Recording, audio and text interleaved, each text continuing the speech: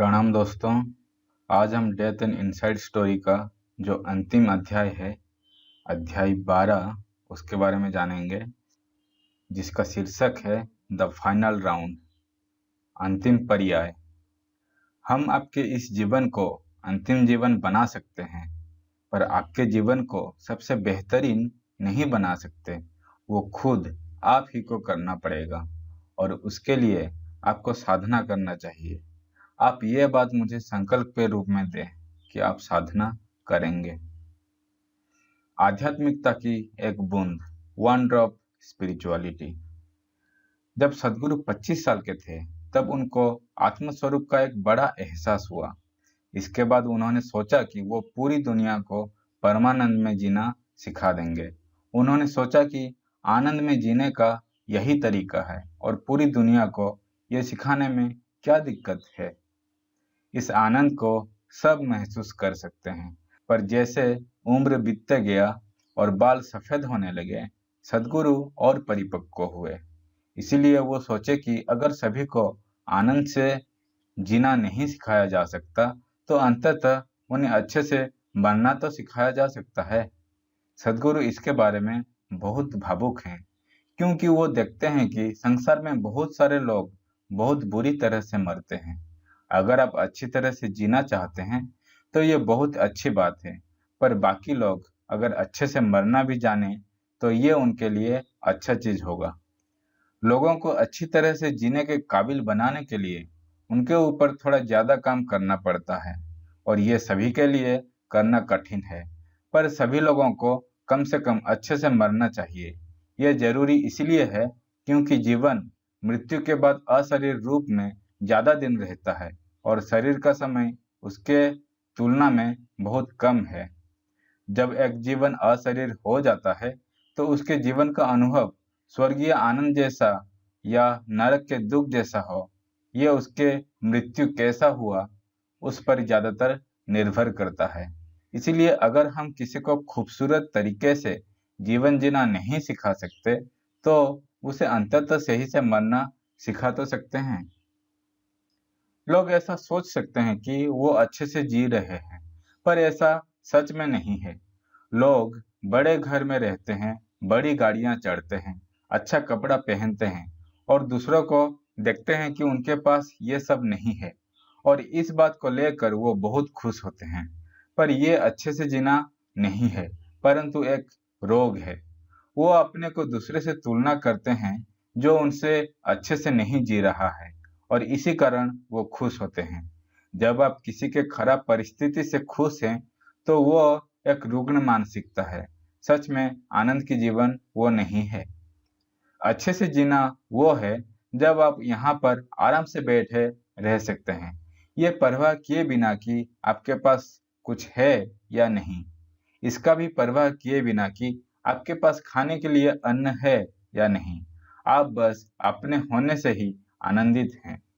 ये ऐसा नहीं कि आप अपने खाना या दूसरी चीज प्राप्त करने में असक्षम हैं, पर आपको उन चीजों का होना या ना होना ये तय नहीं करता कि आप अब कैसे हैं। आप कैसा कपड़ा पहने हैं, वो ये तय नहीं करता कि आप अभी खुद में कैसे हैं। कौन आपसे कैसा बर्ताव करता है, वो ये नहीं तय करता है कि अब आप कैसे हैं। जब आप इस तरह से होते हैं, आप जरूर ही अच्छे से जी रहे हैं। अब आप जहां भी बैठते हैं, आपका जीवन का अनुभव खूबसूरत होगा। सदगुरु इसके बारे में ज्यादा संवेदनशील हैं, क्योंकि उनके अतीत में ऐसे बहुत सारे करीबी लोगों को उन्होंने बहुत बुरे दौर से गुजरते हुए देखा है। ये लोग ऐसे थे जो जीवन में हारे नहीं थे, पर ऐसे लोग थे जिन्होंने सोचा कि वो अच्छे से जीवन जिए हैं। जो उन्होंने जीवन में चाहा था, उनके साथ सब कुछ वही हुआ। वो पढ़े, नौकरी किए, शादी की, बच्चे पैदा किए, उनके बच्चे शादी किए और विदेश में जा बसे और पोता पोती भी किए, पर फिर भी उनके जीवन का अंतिम समय आने पर वो बौखला गए। वो पूरी तरह से टूटे हुए लोग थे और उनका अंत बहुत खराब तरीके से हुआ। वे जो सोचते थे कि वो अपने सपनों की जिंदगी अच्छे से जिए हैं, उनमें से 90% लोग खराब तरीके से मरे, क्योंकि आज के आधुनिक समाज में ना ही इसके बारे में कोई सचेतनता है और ना ही इसके बारे में कोई कदम लिया गया है कि कैसे हम अच्छे से मर सकते हैं। इसीलिए सद्गुरु सोचे कि लोगों को कुछ साधारण आध्यात्मिक प्रक्रिया दिया जाए ताकि लोग उनके जिंदगी के एक पल को सचेत और सुंदर तरीके से जी सके। सद्गुरु का सपना अभी भी यह है कि सारे लोग खूबसूरत तरीके से जी सके, पर बहुत सारे लोग इस विश्वास को त्याग दिए हैं। वे मरते दम तक घुटन में जीने वाले लोग हैं। आप चाहे कुछ भी करें, वो बस अपने दुख में ही सारा शक्ति देना चाहते हैं। इसीलिए सद्गुरु सोचते हैं कि ठीक है, अगर हम उनको अच्छे से जीना नहीं सिखा सकते तो केवल अच्छे से मरना तो सिखा सकते हैं। ये एक तरह से खतरनाक सौदा है, पर यहाँ 7 अरब लोग हैं। आप कभी भी 7 अरब की आबादी को 7 दिनों के लिए 3 घंटे प्रतिदिन के हिसाब से बैठा नहीं सकते ताकि वो ये क्रिया को सीखें और जिंदगी में उतारें। ये होने वाला नहीं है। सद्गुरु अब भी सोचते हैं कि लोग ये करें, पर अगर वो मरते दम तक दुखी रहना चाहते हैं तो उनको मरते वक्त सम्मान के साथ मरना चाहिए, ना कि बौखला कर, घबरा कर या भ्रमित होकर मरे।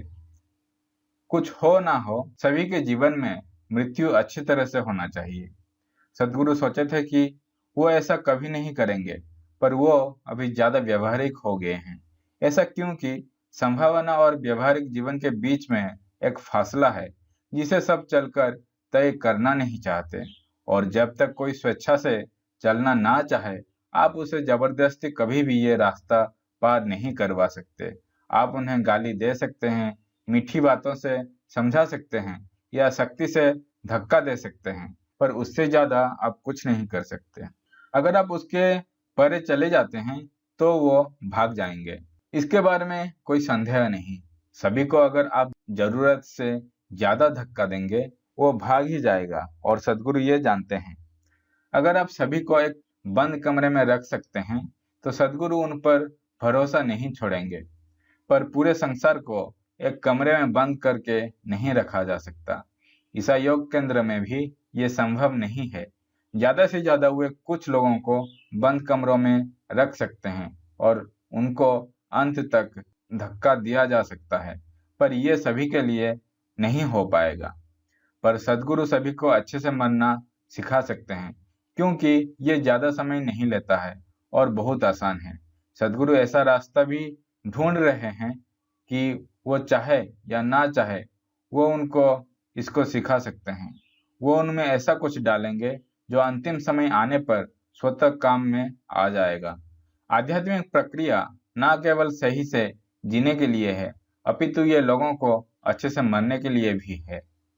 लोगों को अच्छे से मरने का मतलब ये नहीं जैसा इच्छा मृत्यु वाले लोग कहते हैं। लोगों को अच्छे से मरने का मतलब उनको भौतिकता से अभौतिकता में जाने की पल को संभालने से है, शरीर से अशरीर होने की पल को संभालने से है, जो कि पूरी सचेतनता और करुणा से हो सकता है। अगर कोई इसे अपने से करना चाहता है तो इसके लिए काफी साधना की जरूरत होती है। इस चेतना को विकसित करने के लिए काफी सारे प्रक्रियाएं हैं, जिससे मृत्यु के समय करुणा से जाया जा सकता है, या फिर सद्गुरु वो पल सभी इंसान में ला सकते हैं, अगर वो इंसान इसके लिए सहयोग करना चाहे कि वो अपने जीवन के ऊपर थोड़ा ध्यान दे। ऐसे ही ज्यादातर दीक्षा अतीत में किया गया है। एक योगी एक जगह बैठकर लोगों को दीक्षा देते हैं। कोई फिर ये कह सकता है कि मुझ में तो कुछ नहीं हुआ, पर यह फर्क नहीं पड़ता, क्योंकि अंतिम समय आने पर यह खुद अनुभव होने लगता है। ऐसा नहीं कि सद्गुरु ऐसा नहीं किए हैं, पर उतने सक्रिय तरीके से नहीं। अब वो इसको और सक्रिय तरीके से करना चाहते हैं ताकि सभी के जीवन में इसका कुछ फल मिले। अगर ये अभी अनुभव नहीं होता, अंतिम समय में इसका अनुभव जरूर ही होगा। कई बार लोग जिनकी उम्र ज्यादा हो गई है, वे सद्गुरु को उनके पास निमंत्रण देते हैं, या उनके बच्चे जो अपने माता पिता को अंतिम समय में तड़पते हुए देखते हैं, उनके माता पिता का फोटो भेजते हैं। अगर सद्गुरु उनमें थोड़ा भी परिपक्वता देखते हैं और ये देखते हैं कि वो मुक्त होना चाहते हैं, तो वो उनके पास जाते हैं। या फिर उनके प्रारब्ध कर्म खत्म हो गया हो, तो अगर सद्गुरु उनके पास जाते हैं या उनके फोटो देखते हैं, तो वो लोग 7 या 8 दिनों में संसार छोड़ देते हैं। दोनों तरीकों से यह काम करता है। कभी किसी की जीवन को ज्यादा लंबा खींचना पड़ता है और किसी की लंबी जीवन को छोटा करना पड़ता है। ये ऐसा है जैसे जब कोई नाव किनारे तक पहुंच गया है और आप नाव से उतरना ना चाहे तो आप इधर उधर भटक सकते हैं, अतः आपको जबरदस्ती उतार दिया जाता है। और कभी कभी जीवन लंबा इसलिए करना पड़ता है क्योंकि कोई किनारे तक पहुंचा नहीं पर उसका ईंधन खत्म हो गया है। दोनों ही करने के लिए सही चीज है, पर जरूरत की हिसाब से। क्या ऐसा हो सकता है कि किसी को पूरी तरह से मुक्त किया जा सकता है? ऐसा संभव है अगर उस व्यक्ति का प्रारब्ध पूर्ण तरह से खत्म हो गया हो। जब सब खत्म हो गया हो तब कर्म में एक व्यवधान आ जाता है। कुछ लोग जो मूर्ख की तरह पूरी जीवन जीते हैं, 84 साल के ऊपर जीने पर उनमें एक जीवन के प्रति समझ आ जाता है और वो आनंदित रहते हैं क्योंकि उनका प्रारब्ध खत्म हो गया है। कोई व्यक्ति अज्ञान में ही क्यों ना जीवन व्यतीत किया हो, पर अगर उनको ये पता चल जाता है कि अगले 3 दिन या कुछ दिनों में वो मरेंगे, वैसे लोगों को आराम से विलीन किया जा सकता है क्योंकि वो उस आनंद की स्थिति तक पहुंच गए जब उन पर कर्म का कोई भार नहीं। संचित कर्म का कहीं और गोदाम हो सकता है, पर अभी उनके लिए कोई कर्म नहीं है। उनको सचेतनता के साथ मृत्यु में सद्गुरु सहयोग कर सकते हैं, पर अगर वो रोग से मरते हैं प्रारब्ध कर्म खत्म होने से पहले और कोई उन्हें मुक्त करना चाहे तो वो संभव नहीं होगा। उनके लिए बस सचेत होकर मरना किया जा सकता है, जिससे कि बाद में उनका जीवन और थोड़ा विकसित हो सके। क्या ये तब भी संभव है अगर वो व्यक्ति सद्गुरु को नहीं जानता हो?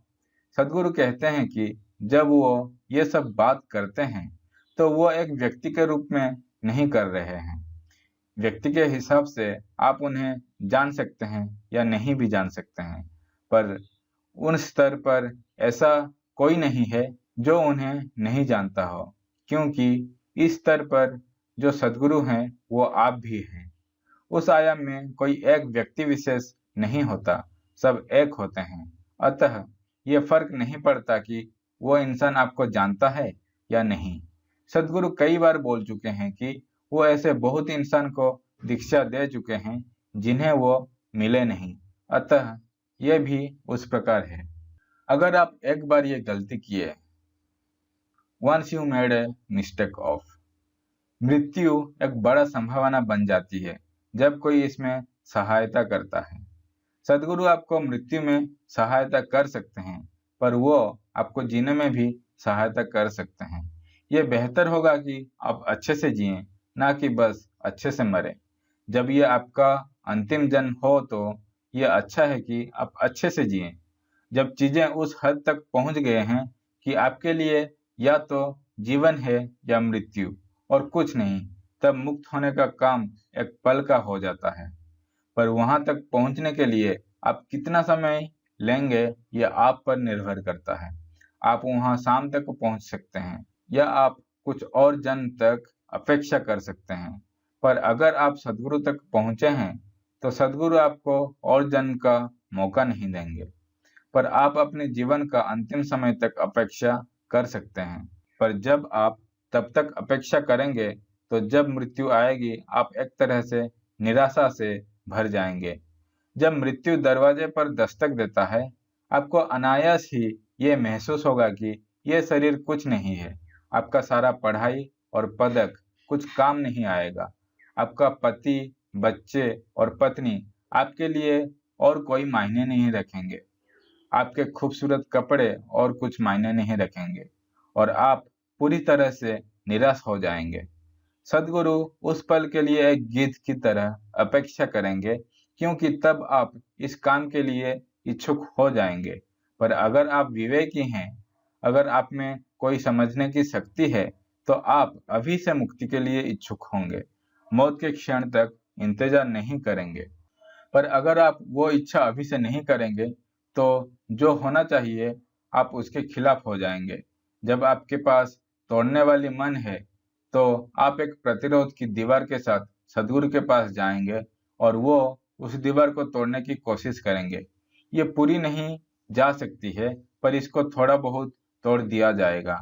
ये एक लंबा और कठिन प्रक्रिया है। जो मर गया है उसका चीजों को अलग करने के लिए मन नहीं होता है, अतः उसको संभालना सहज होता है। पर आप एक शरीर में स्थित भूत हैं जिसके पास मन है। भूत के पास मन नहीं, अतः उसका कोई प्रतिरोध भी नहीं है। उसको आप जो कहेंगे वो उसे ग्रहण करेगा, पर कहना आपको अंग्रेजी में नहीं बल्कि उस भाषा में कहना है जो वो समझे। अतः उसे कुछ अच्छा बोला जा सकता है जिससे वो खुश हो जाए और उसके साथ जरूरत के हिसाब से वो किया जा सकता है जो जरूरत हो। पर अगर आप जो शरीर में हैं खुद से इच्छा करते हैं तो आपको भूत बनने तक अपेक्षा नहीं करना पड़ेगा। वो जो सद्गुरु को एक पल के लिए भी पूर्ण रूप से समर्पित किए हैं, उनको उनकी मुक्ति के लिए परेशान होने की जरूरत नहीं। उनके लिए मुक्ति तय हो चुकी है। वो करुणामय तरीके से जिए या नहीं ये तय नहीं हो सकता है, पर मुक्ति तय हो चुकी है। कृपा से जीने के लिए आपको ही कुछ करना पड़ेगा। अतः ये कैसे काम करता है? आध्यात्मिक जगत में एक शब्द है जिसे माया कहते हैं। इसको सद्गुरु व्यवहार नहीं करते, पर यह एक अच्छा शब्द है। ये वही कह रहा है जो सद्गुरु कहना चाहते हैं, पर इस शब्द को भरी मात्रा में अपप्रयोग किया गया है, जिसके कारण इसको व्यवहार नहीं किया जाता। माया से मतलब है जिस तरह से आप अभी जीते हैं, आपका जीवन के बारे में अनुभव और समझ एक तरह से मायावी है, यानी सच नहीं है। सबसे मायावी बात यह है कि आप खुद को एक अलग व्यक्ति विशेष या अलग जीवन समझते हैं। ये माया है, यानी सच नहीं है। अगर आपको अभी पूछा जाए कि क्या आप पृथ्वी से संबंधित हैं, तो आप हाँ बोलेंगे, जो कि माया है। ये बात सच है, पर आपके अनुभव में सच नहीं है। यह सच इसलिए नहीं है कि आपको पृथ्वी से चिपक कर रहना पड़ रहा है, पर इसीलिए क्योंकि आपका शरीर बस एक मिट्टी का टुकड़ा है। पर आपके मायावी समझ, जो कि खुद को पूरे पृथ्वी से संबंधित ना सोचकर केवल इस मिट्टी के टुकड़े से संबंधित समझ रहा है, इसी कारण आप एक व्यक्ति विशेष के रूप में जीते हैं। ईसाई योग केंद्र में सारे ब्रह्मचारी इसलिए सर मुंडवाते हैं और एक जैसा वस्त्र पहनते हैं, क्योंकि अगर वो घूम कर खड़े हो जाएं तो पीछे से सब एक जैसा लगेंगे और कोई किसी में फर्क नहीं कर पाएगा। पर छोटे से चीजों में भी, जैसे कपाल पर विभूति लगाने में भी, वो अपने तरीके से विभूति लगाना चाहते हैं, जबकि सब एक ही है। इस संसार में जीवित रहते हुए सब अपने दीवार को और सख्त बनाना चाहते हैं। ब्रह्मचर्य का मतलब ईश्वर के पथ पर चलना है, पर ईश्वर के पथ पर चलने से मतलब क्या है? ईश्वर के पथ पर चलने का मतलब आपका कोई अलग व्यक्तित्व तो नहीं होना चाहिए। यह एक ब्रह्मांड का प्रक्रिया है। अतः अगर आप यहाँ बैठते हैं एक पल के लिए भी अपने अवरोध की दीवार को बिना सख्त किए, तो ये एक बेहद खूबसूरत पल होगा। आप ये एक पेड़ के साथ नहीं कर सकते, पर यह आप सद्गुरु के साथ कर सकते हैं, बहुत कारण से। पेड़ के साथ कोई बुरी बात नहीं है, पर चूंकि पेड़ और आप दोनों कई तरह से पूर्ण सचेत नहीं है, और दो चीज जो सचेत नहीं है वो कभी साथ नहीं आ सकते, अतः दोनों ही हमेशा एक अलग बुलबुला रहेंगे। उनके बीच अस्तित्व के आधार पर एक होने की संबंध हो तब भी वो अलग रहेंगे, क्योंकि दोनों पूर्ण सचेत नहीं है। पर क्योंकि सद्गुरु सचेत हैं, आप उनके साथ होकर ब्रह्मांड की ये एकता को महसूस कर सकते हैं। अतः ये जो हमारा अलगाव का भाव है, ये माया है, यानी सच नहीं है, और ये एक बड़ा मुसीबत है। गुरु के साथ बैठने का मतलब आप बिना कोई अवरोध के दीवार के साथ बैठें। अगर आप केवल बैठते हैं पूर्ण तरह से, ये एकता जरूर अनुभव होगा। इसीलिए सद्गुरु बोलते हैं कि अगर आप पूर्ण तरह से एक पल के लिए भी सिर्फ उनके साथ होते हैं, आपका मुक्ति तय है। ये दीक्षा से या आपकी एक नज़र से भी हो सकता है। यह तब भी हो सकता है जब वो सद्गुरु को देखे नहीं, सिर्फ उनके बारे में सुने हैं। ऐसे बहुत लोग हैं, वो उनको प्रत्यक्ष नहीं देखे, पर उनकी एक छवि से ही उनको ये एहसास हो जाता है। किसी के साथ होने की प्रक्रिया बस ये है कि आप अपनी दीवार को एक पल के लिए विलीन कर दिए हैं। अगर आप एक दिन के लिए भी अपने अहंकार की दीवार को नहीं बढ़ावा दिए, आप बस वहीं गुरु के साथ हैं, तो सब आपकी पूजा करेंगे, क्योंकि जिसके कोई बंधन नहीं, यानी जो असीमित है, वो ईश्वर है। अतः एक दिन नहीं, अगर आप इस असीमितता को एक पल के लिए भी महसूस किए हैं, आपका और पुनर्जन्म नहीं होगा। सद्गुरु कुछ चीज कहना नहीं चाहते, क्योंकि उन्हें डर है कि आप आलसी हो जाएंगे। पर अगर आप सच में सद्गुरु के साथ एक पल पूर्णतः हैं, तो आपका मुक्ति तय है। पर इस बात से सद्गुरु नहीं कहते हैं कि आप आलसी हो जाएं। आपका अंतिम जीवन आपका सबसे खूबसूरत होना चाहिए।